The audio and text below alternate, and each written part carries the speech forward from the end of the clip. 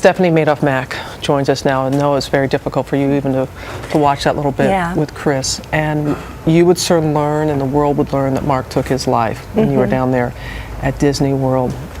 I know you also want to talk about the Mark before his father told him what he had done. What was Mark like?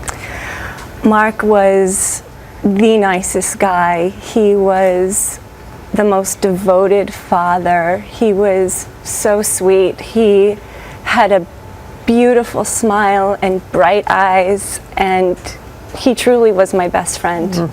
And you write beautifully about that, Stephanie, and just how sensitive he was. And we should reiterate again, there has been no proof whatsoever that your husband had anything to do with his father's scheme, but yet he internalized so much, and he even changed physically after this, didn't he? He did. I mean, now I look at photos of Mark before Bernie confessed his crimes and after, and he just looks like a different man to me. After Bernie confessed to him and his brother, he just physically changed. He was hunched over a lot. He grew in a beard. He wore glasses that he didn't have to. He was destroyed. And you reached out to Bernie, who was in jail at the time. You wrote him a letter about, because you blame him. I do.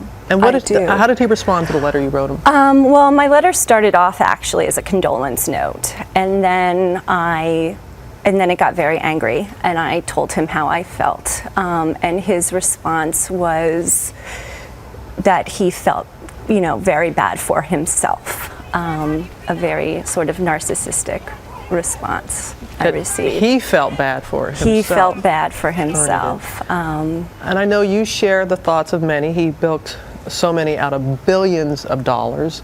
And how you feel about your father-in-law now? I will never forgive him, what he did to so many lives, to so many families, to my own family, and to my husband. I will never forgive him. No. Ruth Madoff.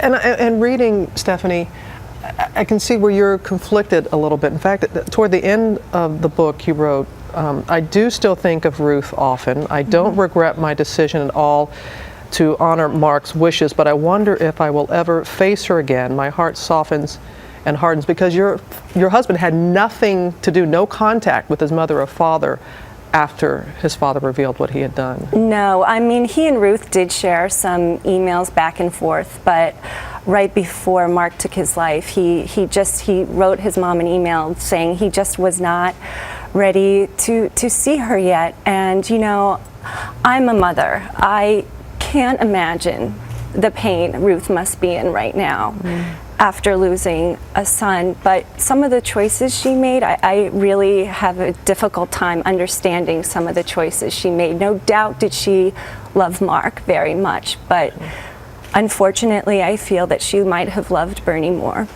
And chose him. And chose him. Some still question, Stephanie, whether or not she knew, if she knew about the scheme. I don't think Ruth Madoff knew. No. Why? She's not a villain.